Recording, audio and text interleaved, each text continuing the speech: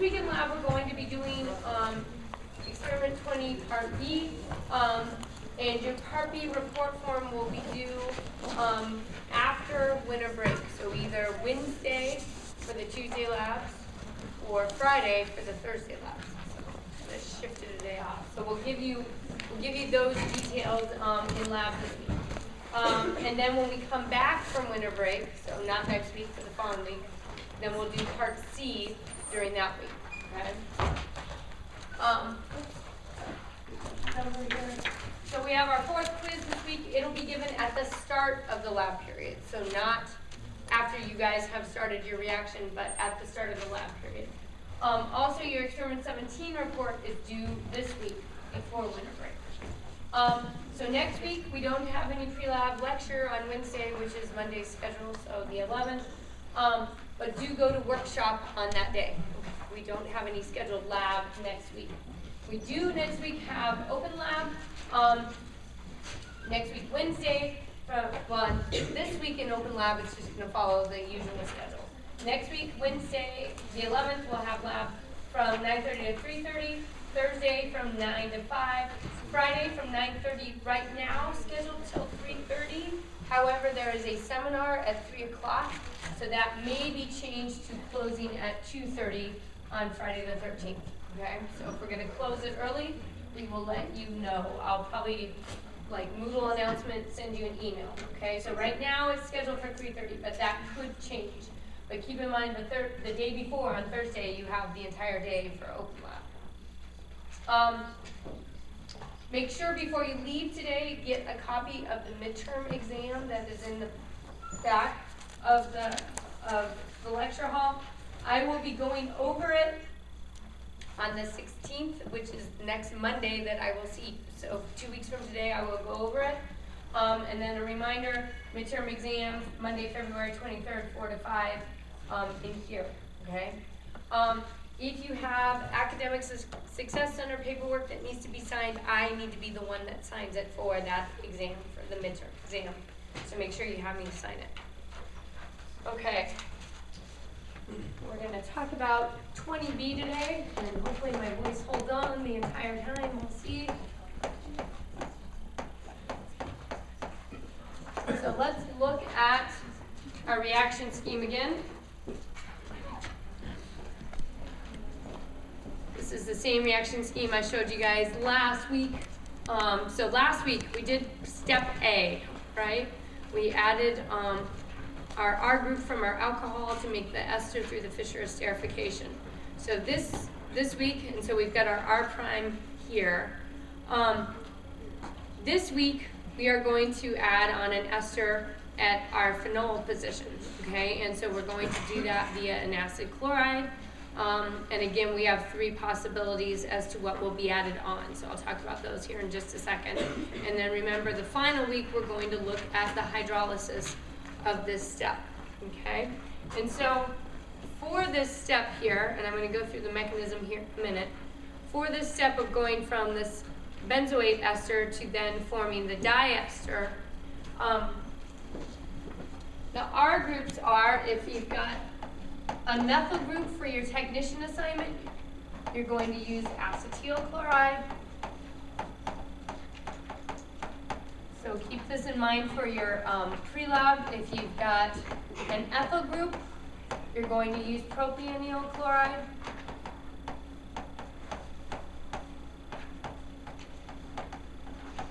And if you have propyl group,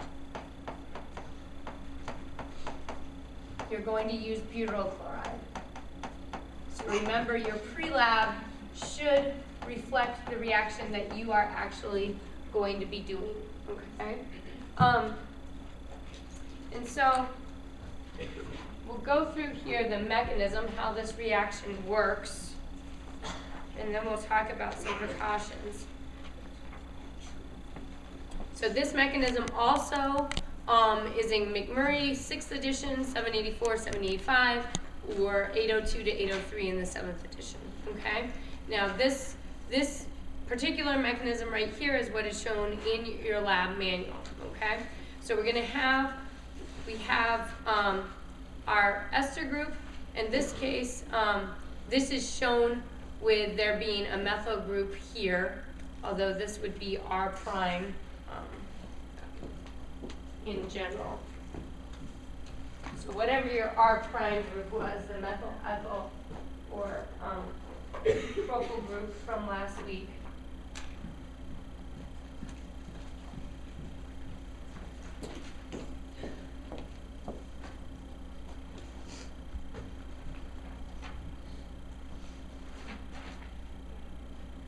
Is a methyl group great?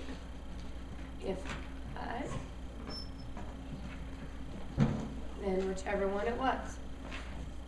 Okay, so here's our ester from last week. We're going to have attack from our phenol from the hydroxy group of our ester, then attacking the carbon of the carbonyl of the acid chloride, okay? And so keep in mind, for this reaction, we've got an OH group here attacking this acid chloride. That means things like water can also attack the acid chloride. Nucleophilic bases like sodium hydroxide, potassium hydroxide could do this reaction. So all of these things we need to take into consideration for this reaction and why we do some of the things that we do for this reaction, okay? So we've got the hydroxy group is attacking at carbons, the carbon of the carbonyl. And so then we've got this four-membered tetrahedral intermediate, but we've got our charge now associated with the hydroxy group, and so we got to do something about that. So what we do is we use, first of all, we're going to have our electrons kick back down, and then we lose the chloride. So chloride's a really good leaving group, right? But then we still need to do something about the fact that we have this proton attached to that oxygen. And so what we do is we use pyridine for that to help get rid of that proton there, okay? And so pyridine is a base, just like quinoline, so a non-nucleophilic base, because right here we just talked about if we use sodium hydroxide, potassium hydroxide, that would potentially be a problem here. Also, sodium hydroxide and potassium hydroxide can destroy our diesters, can hydrolyze our esters once they're formed. So we don't want that to happen as well. So kind of two things that could happen in the reaction if we had a new nucleophilic base in there. So that pyridine is going to come in and get that proton for us, and then once it does, then we'll have our diester is formed, okay? So in the end, you have your diester that you want with the R prime group from the first week, the R group from the second week, and then you also have this pyridinium salt that is formed from taking that proton away, okay? So,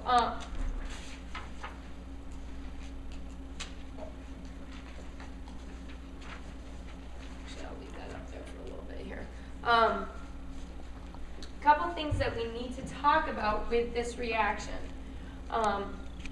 With the acid chlorides, there's some precautions that we need to take, okay? First of all, like I said, they'll react with water, so we don't want them to be introduced to any water. We want to keep everything as dry as possible. Also, they potentially can be lacrimators. So what are lacrimators again? Make your eyes run, make your nose run, they attack all your mucous membranes, right? The reason for that is because when they react with water, so water that you have in your eyes and your mucous membranes, they form HCl, and that is the irritant that you feel. It's the burning sensation, and what's making your nose run is due to the HCl. So we need to be really careful with these guys that they stay in the hood at all times, okay? And so I'll talk about here in a little bit how we're actually going to add them to your reaction. So keep them in the hood. They also have a smell or a stench to them, okay? The first two, the acetyl chloride, not so bad. The propanol chloride, not so bad. But the butyral chloride gets pretty stinky, okay? When it reacts with water, forms what makes butter smell when it goes rancid. It's the actual the smell that you get. So it is really stinky. So what happens is with butyral chloride, when it reacts with water, it goes on and forms butyric acid, and this is what is really stinky. This has some stink to it, but this is very stinky, okay? So we have to be careful of that smell, okay? Now the other two, acetyl chloride, what's that going to go on and form? Acetic acid, right? So, vinegary smell. Propanol chloride will form propionic acid, so it's kind of a smell in between the butyral chloride and the acetyl chloride. So all these things we definitely want to keep in the hood, okay? So then the other thing is we're using pyridine, and we need to be careful with that, okay? It does have some toxic properties associated with it, and it has a stench. It smells, okay? So this guy needs to definitely stay in the hood, and because of its toxic properties, you also want to make sure you wear gloves when you're handling it, okay? And be really careful handling it and dispensing of it. Now for this reaction this week, you need to use a certain amount of your experiment 20 part A product, okay? So you want to use this 1.5 to 2 grams of part A. And you don't want to use more than 2 grams. That'll actually lead to less reaction because things get hard to stir. And you don't want to use much less than 1.5 grams because you need enough material formed in part B to go on to part C, okay? So you want to be somewhere in here. If you don't have that amount of material, what we'll try and do then is get donations from other people. So remember, for each of the esters that were formed last week, there were 6 people making those esters at the same time if you had a class of 18 or some modified number of that. So there's other people who have made the same ester. So what we can do is if you're running a bit low, we can help supplement that from someone else who made a little bit more, okay?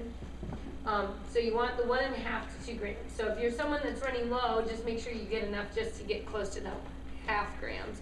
You don't need the 2 grams, okay?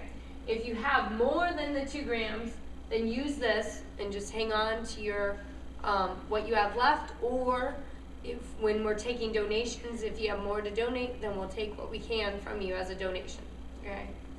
Now the apparatus that you're going to use is kind of a little bit different than something you've used before. So we're going to start in our round bottom flask here.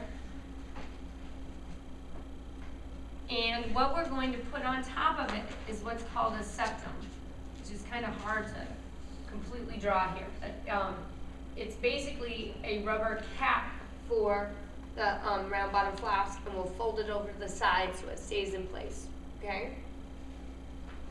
Then, because this reaction, we potentially are generating HCl gas, okay, from our reaction with the acid chloride and the pyridine.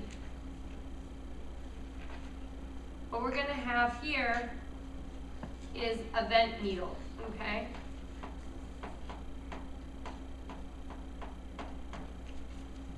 And so this is going to be a purple needle. And all the supplies that you need for your acid chloride are set out in the reagent hood. So the septum you need, depending on which acid chloride you're using, the vent needle you need, and then the other thing you're going to need is you're going to have a syringe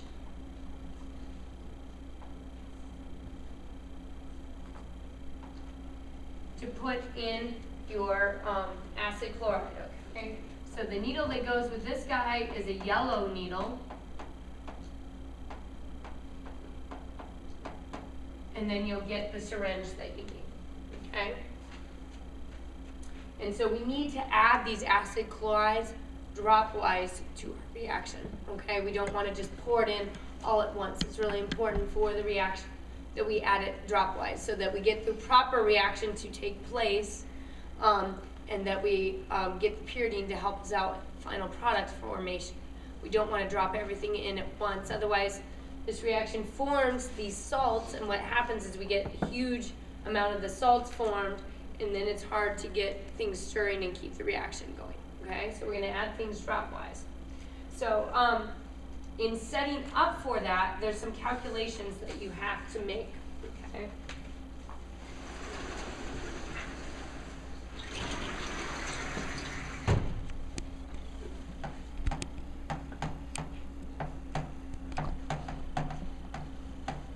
So if you look in your lab manual, it tells you use 1.5 to 2 grams of your Part A material, okay? Then it tells you how much pyridine to use and how much acid chloride to use in terms of what are called equivalents, okay? So I'm going to explain what that means. So first of all, everybody, for your solvent, you're going to use 5 milliliters of dry ether, okay? So this is in the reagent hood in a bottle. Do not use red can ether, okay? Because like I said, it's important for that acid chloride to stay dry as well as the pyridine, all right? So we're going to use dry ether, and make sure your glassware is dry. We don't have to oven dry it. We don't have to go to Grignard steaks as far as getting it in the oven, but do need things dry. So don't use anything that has visible water in it, okay? Also, don't rinse things with acetone right before you use them. So we'll have 5 mils of dry ether. We'll have our 1.5 to 2 grams of our Part A material in our round bottom. With a stir bar, you're going to get it dissolved in the ether, okay? Then what we need to figure out is how much pyridine acid chloride to use. So for the pyridine, it says you are supposed to use 1.7 equivalents, okay? And so what that means is we need to take 1.7 times number of moles of Part A material that you're using, okay? So you need to know how much in that 1.5 to 2 grams you're using, calculate the number of moles, and then we're going to take that number of moles times the 1.7, okay? So what this is saying is if this were a 1-to-1 ratio, we would use 1 mole of pyridine for every 1 mole of Part A. But what we're going to use instead is 1.7 for every 1 mole of Part A, okay? And so that gives us the moles of pyridine.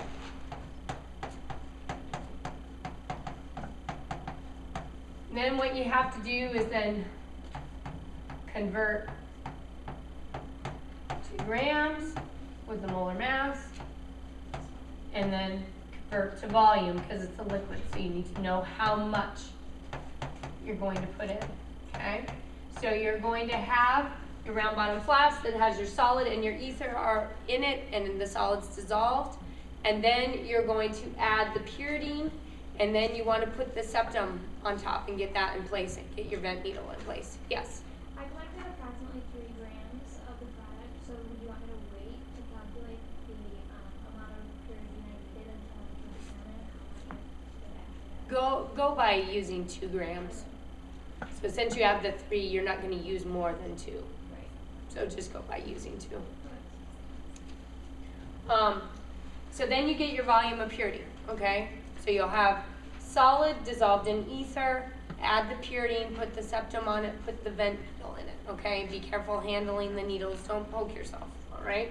And we have a setup in lab, we'll show you what it looks like in relationship to the drawing I gave you. So then what we need to do, and remember, as you're getting this pyridine, get it in a dry graduated cylinder, keep everything covered as you go from the reagent hood to your hood. and then carefully put it into your reaction mixture. Make sure it hasn't had any chance to stand out, get wet, okay? And then for the acid chloride,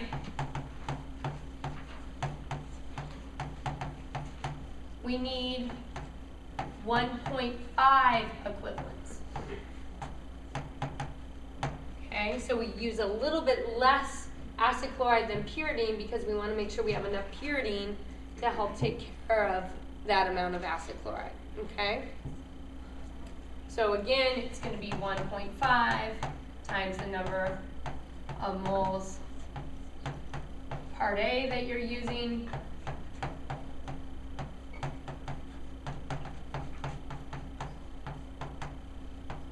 Number of moles of acid chloride.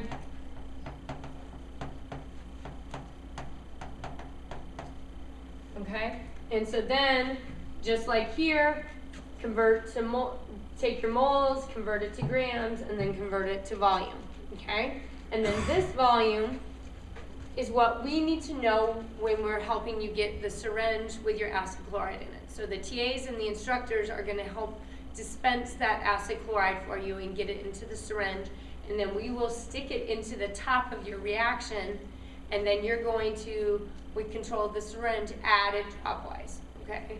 So remember with this one, we're adding it dropwise to the reaction.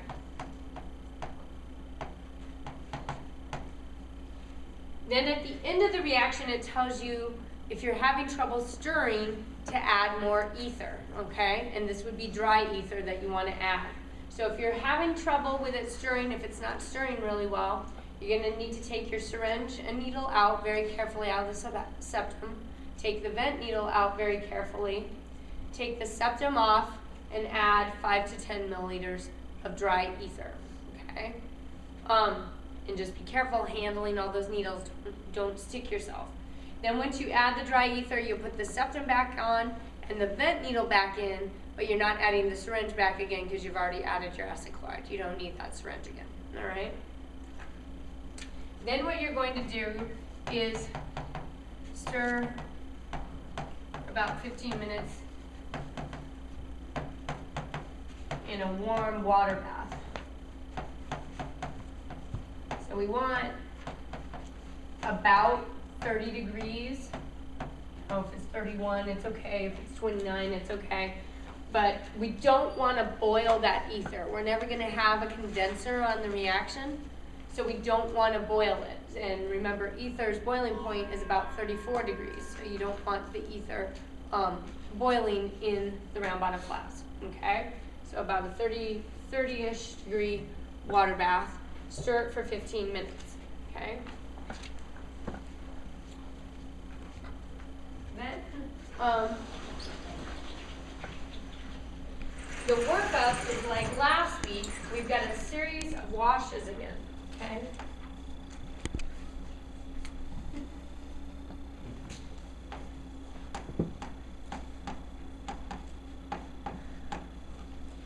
So we first of all have a sodium chloride wash.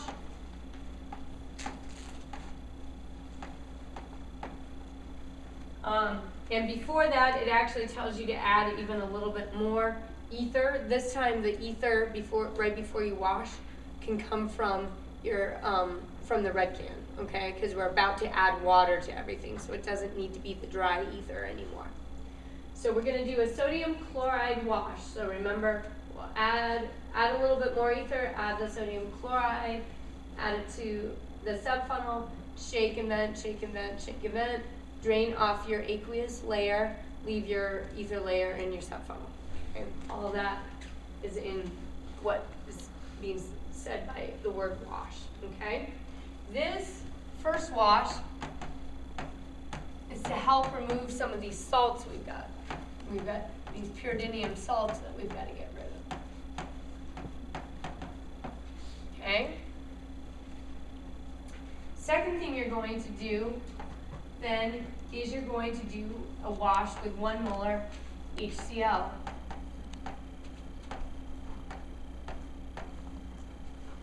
This is to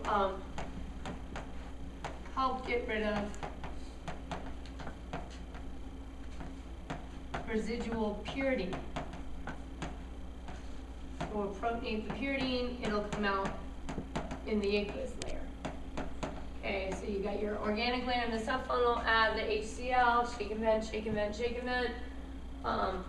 Drain the aqueous layer, leave the organic layer in the subfunnel, okay? Do a pretty good job with this wash, because if you don't get rid of all the pyridine, we'll see it later on when we go to run a TLC of your reaction mixture, okay? The next one, and like do a good job, but we can hydrolyze esters either with acid or base, so we don't want to don't spend like 15 minutes shaking and venting, letting it hang out forever with the HCl, okay? But do a good job with the wash. The next one is a 2 molar sodium hydroxide wash. So what do you think would be susceptible to a base in our reaction scheme that we would want to get rid of?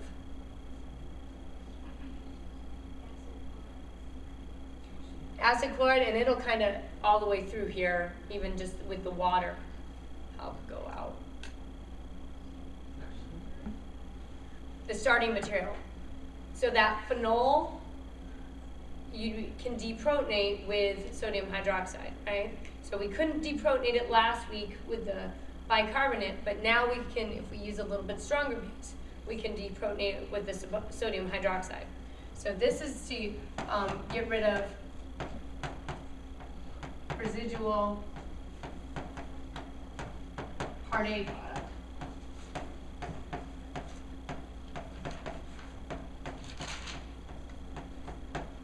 Okay. Now the key here though is we do have to be careful with this one, okay? Because the base can also hydrolyze our esters, and we don't want that to happen after we just made both of them, okay? So with this wash, you don't want to leave it hanging around in it forever, okay? Be ready to do this wash and be ready once you are done. Shake and vent, letting everything settle, removing that aqueous layer as soon as you can, okay? So kind of do this wash quickly, not so quickly that we like lose layers or anything, but you want, you don't want to put it in the sodium hydroxide and then you decide you need, snack break, bathroom break, and then come back and take the sodium hydroxide off. Don't leave it hanging out, the sodium hydroxide. The next one is then a final sodium chloride wash, and that helps get rid of the residual sodium hydroxide.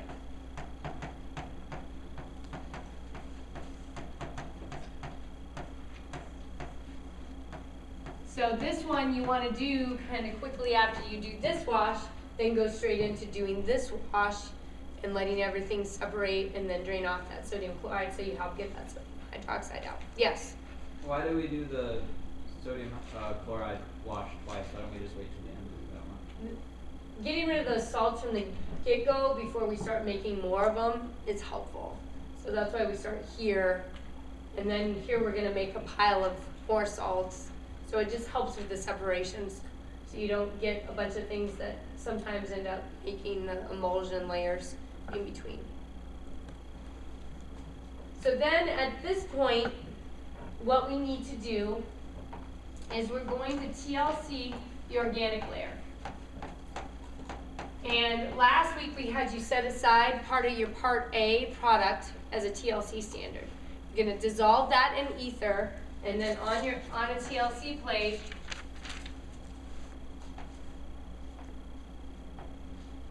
you're going to have your A product and your B product, and spot the A product, spot the B product, and you're going to develop this and see what you get, okay?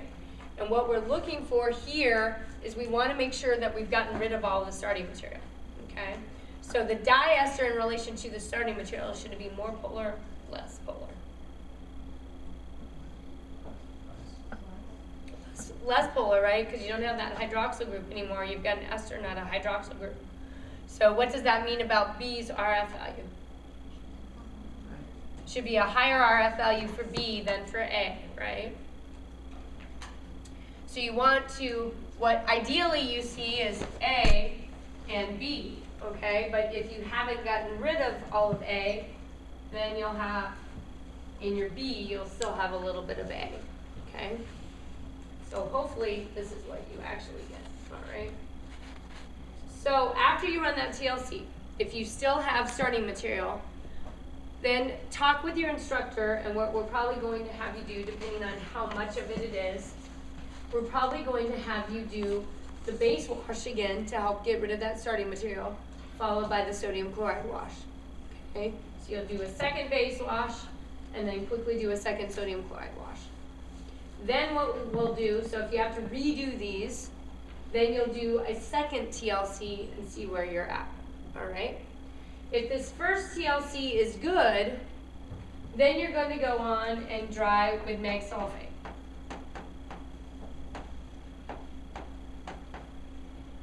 Then you'll dry with mag sulfate, filter with gravity filtration, rinse with ether, and then you're going to rotavac. So, as always, know the tare weight of your round bottom flask, and then you use the high vacuum pump, okay?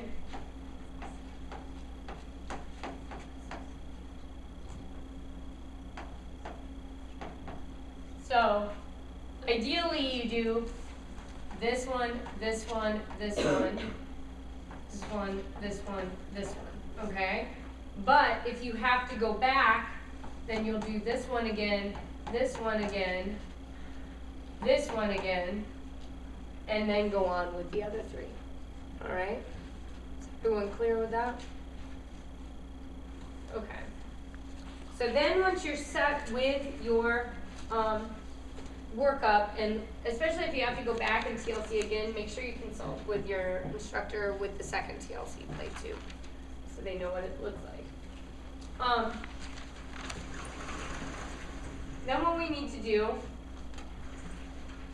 is, first of all, we need yield, okay? So make sure you get your yield. We need an NMR sample. So make sure you prepare your NMR sample. You need to set aside 0.1 grams of part B and save that for when you do part C. And you also need to collect the IR spectrum. Okay? So definitely get your yield first, make your NMR sample. Then I'd probably, if you can, go down and collect the IR spectrum, because you're going to need that for your report form for experiment 20B. And then the last thing I do is be setting aside the 0.1 grams. Okay? What you want for part C is up to 0.3 grams after you've done all of this. Okay? So you want 0.3 grams of good material. And you'll like last with part A, be reporting your yield on there. So we'll look at things to make sure you've got the right amount of material. All right, so far good with that? Okay, so now, I'll just raise these guys here. Now, kind of a big part of this week. You know, we've got addition that takes a little bit, and basically a 15-minute reaction and then a series of workup steps. But the other part of this week is how you clean things up, okay? So first of all, I've already told you that pyridine, the acid chlorides stink, all right? We've got to be really careful, keep things in the hood, make sure you don't let anything sit outside of the hood. We'll immediately know who it is, because as soon as we walk past it, we'll all smell it, okay? So everybody keep things in the hood. The only difference with the butyral chloride versus acetyl and propionyl chloride is it just smells even worse, okay? But all of them have to smell to it. So keep everything in the hood. Don't throw stinky garbage in the outside garbage, okay? We'll put it in one that's in a hood. So gloves that stink, paper towels that stink, that kind of thing. Don't throw them in the outside garbage, okay? Because it'll only take one set of gloves, one paper towel, and we'll all smell it. So keep everything, all stinky garbage outside of the outside garbage. Be careful, like when you're preparing samples, things like that, okay? Now, for the acetyl and propanol people, for cleaning things up, and I recommend everyone wear gloves throughout so you don't get the stink on you, okay?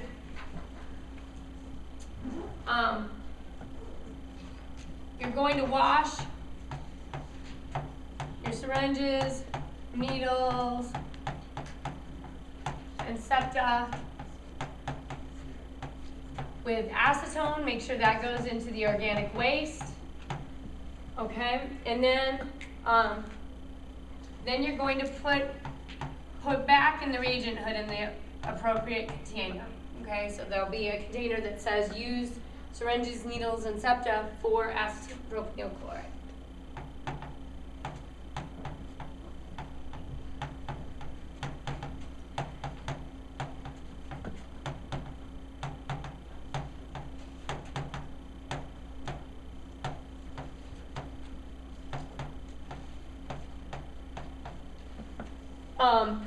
All your glassware, you're going to do an acetone rinse on that really well into the organic waste. Like I said, stinky garbage doesn't go in the outside garbages. We'll put them in garbage that's in the hood. And then make sure your mag sulfate and filter paper go in the bucket in the reagent hood.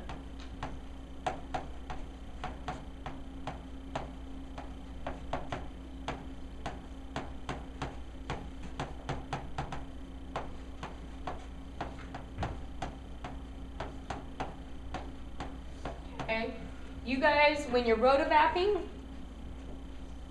try and use the outside of the hood rotovaps because we're going to have the butyral chloride people use the ones in the hood. So use ones that are outside of the hood, and then for drying your material on the high vacuum pump, use the high vacuum pump that's in 3109 because the butyral chloride people will use the one that is in 3129. All right? So the butyral chloride people, we've got a little bit more work because we've got to get rid of that stink.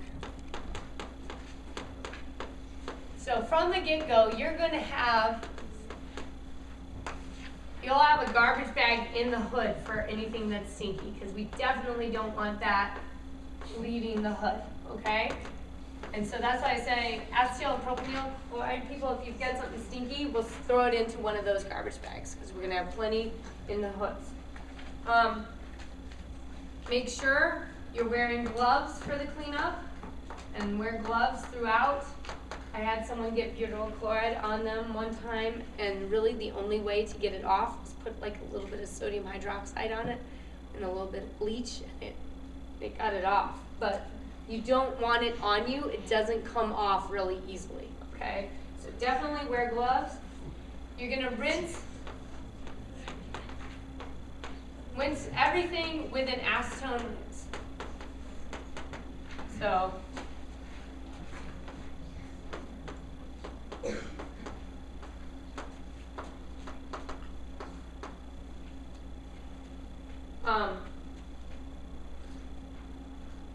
so all your needles, septa, glassware, everything, you're going to rinse with an acetone rinse. But this acetone rinse goes in a beaker, okay, not in the organic waste. And we will collect this from you when you're all done. We'll come around with a waste container that's specifically designed for butyral chloride waste. We'll pour the contents of your beaker into that waste container, okay? So everything rinsed with an acetone rinse that goes into the beaker, okay? Then what we need to do is rinse everything with bleach, okay? And this is regular household, do your laundry type of bleach. So if you're a butyral chloride person, probably not wear like your finest wares to lab this week, just in case you get a spot of bleach on your clothes, because you may bleach your clothes, okay? So we're gonna rinse everything with bleach. So the needles, the septa, the syringes get rinsed with bleach. All your glassware is going to get rinsed with bleach. Everything that you use equipment-wise is going to get rinsed with bleach, okay? Then, your rinse needles and septa and syringe with water. That's first, and then with acetone into the organic waste container. Okay? And then these guys can then be returned to the appropriate container in the reagent hood. Alright? So they're rinsed with bleach first, then really well with water, then with acetone, then go to the appropriate container. And with everybody, with the syringes, keep the plungers out on the syringes so they'll dry out, because we've got to reuse these supplies for other classes. Okay, then your other equipment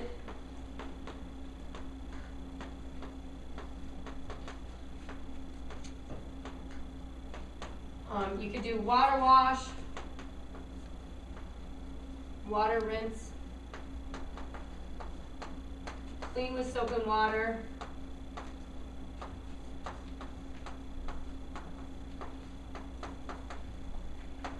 rinse with water, and then rinse with acid.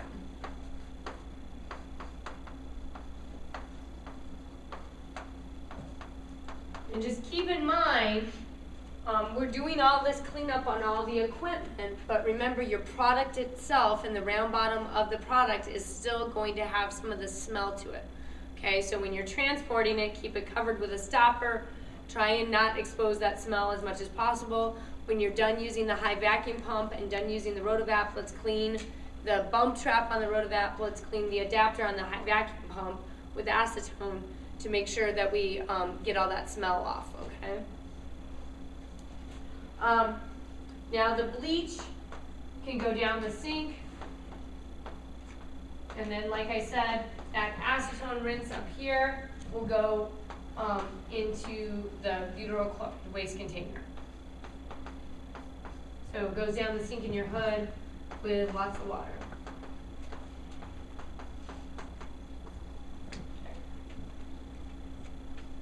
And that garbage bag, just leaving the hood, will come around and collect it at the end of the lab period, put it into one big garbage bag, okay?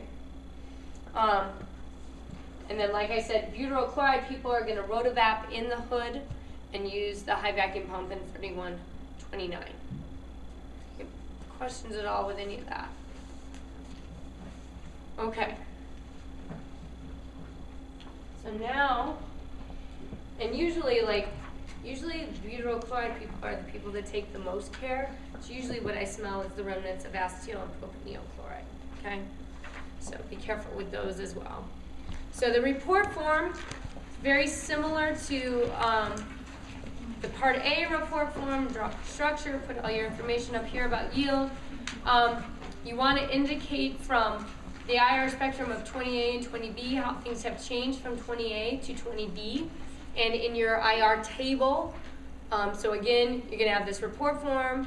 Like 20A, you'll attach your IR spectrum, NMR spectrum with everything labeled, have an IR table, NMR table. In your IR table, I would put a column for your 20B product, and then a column for 20A product so you can compare the two. And then make sure you assign the peaks in your spectrum on the actual spectrum. For the NMR sample, you're gonna, just like last time, the NMR spectrum, draw the structure on your NMR spectrum, label the protons with letters, label the peaks with those letters. Then you want to discuss what evidence you have that shows you have your Part B product in there, and then discuss if there's any other extra peaks in your NMR spectrum, what those may be. Here you can even, make sure you identify the chloroform, so it's CHCCl3 that's in the CDCl3, or the TMS peak, or any other impurities that you see. Okay. Then on the back side, so this report form has two sides. The back side, you're going to put the information about your TLC. So make sure you put your final TLC plate here if you have to do it twice, or your first TLC plate if you go through the washes once. Then you'll want to draw what it looks like and calculate your RF values, and then discuss any reason that you can't continue on with 20C. Okay? And remember, these will be due Tuesday labs. They will be due the Wednesday we get back from winter break. Thursday labs, they'll be due the Friday after we get back from winter break. So we got because of winter break, we got a little bit more buffer to get things handed in than we did with 20A. So now I was going to give you some information for your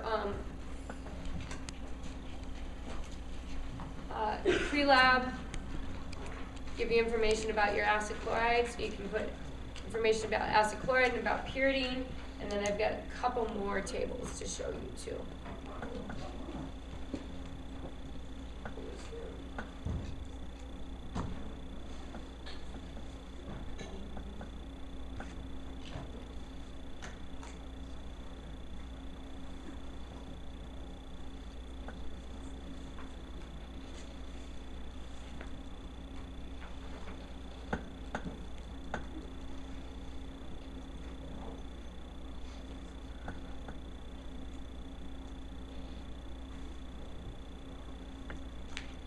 And you only need your acid chloride and then the pyridine information.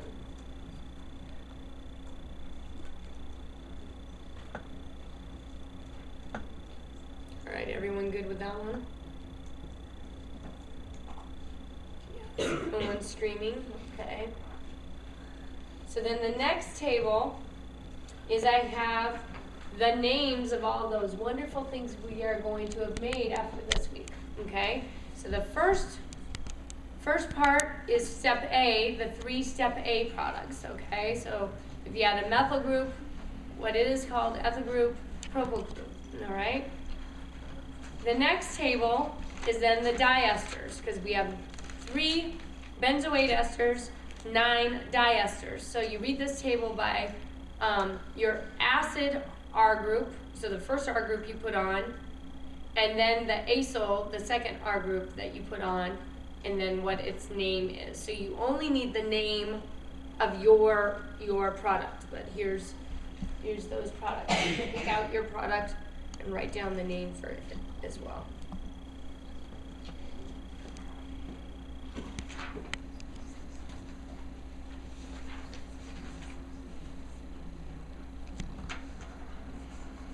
And once you add that information, if you don't have any further questions, you are free to go. Just don't forget to grab your midterm in the back.